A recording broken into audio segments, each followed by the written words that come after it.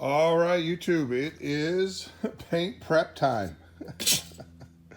So, what that entails, you guys have seen me do videos, but I know a lot of you guys don't want to go back into the past. You're here for the now. So, basically, with the epoxy, with the Anzo Noble epoxy that I use, corrosion inhibitor / primer, all you need is get a red, man, this thing's seen better days. Get yourself a red Scotch Brite pad and rub the parts down. What you want to do is, as you can see, you get a pretty good reflection. When you're done rubbing the part, and I'll show you here in a little bit, that should be dull. That's all you're trying to do. You're just trying to dull the part, especially on these pieces here that are super shiny. Just dull, the goal is just to dull the part. And so let me get that going, and then I'll come back and show you what it looks like. All right, so there you go. That's what it looks like. This is the goal. See how this is dull and this is shiny. Hello. So that's what you want to do. You don't have to be too aggressive. You don't have to get crazy. Literally with these red Scotch Brite pads, 2 or 3 passes over it is all you got to do. It's not, you're not trying to take material off. You're just trying to scarf it up. And what that does is increases the surface area in which the epoxy can stick to or bind to.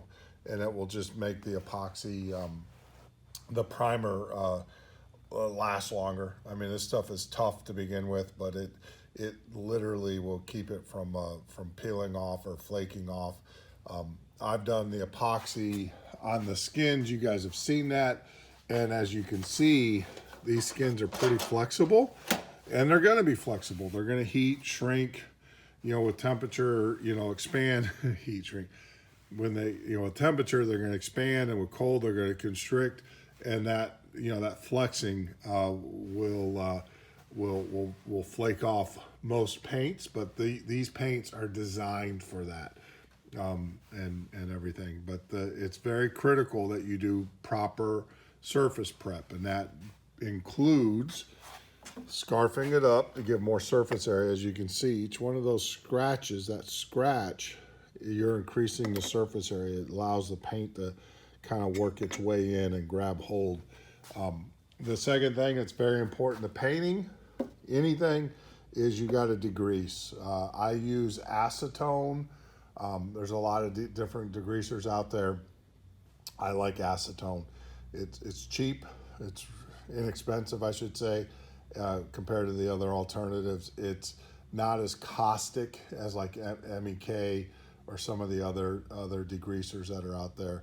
I tend to stay away. A lot of people I've heard use the something purple or whatever. It's an industrial clean. I don't know. I'm not a big fan of that stuff. Alcohol.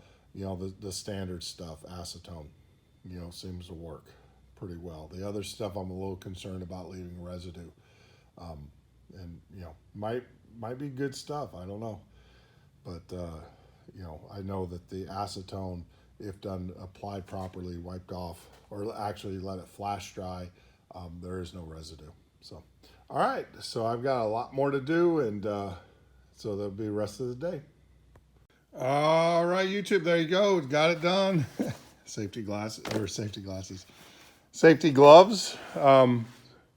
So we got everything sanded, and we got all the parts deburred and all of that, using the wheel here with the 3M pad on it. This is the aggressive guy. The tan one is real aggressive, and this is the one it's less aggressive. So yeah, got everything deburred. I got it all done. Now I don't mind touching it with my hands because I'm gonna do acetone right before I'm ready to paint. But yeah, as you guys can see, went from the shiny to the dull, and that's what you're looking for. You're looking at those micro scratches. That's important. So, all right. So weather permitting, tomorrow morning, get in here. That's usually when we got the less wind and everything. So weather permitting, we'll get in here and get some parts painted.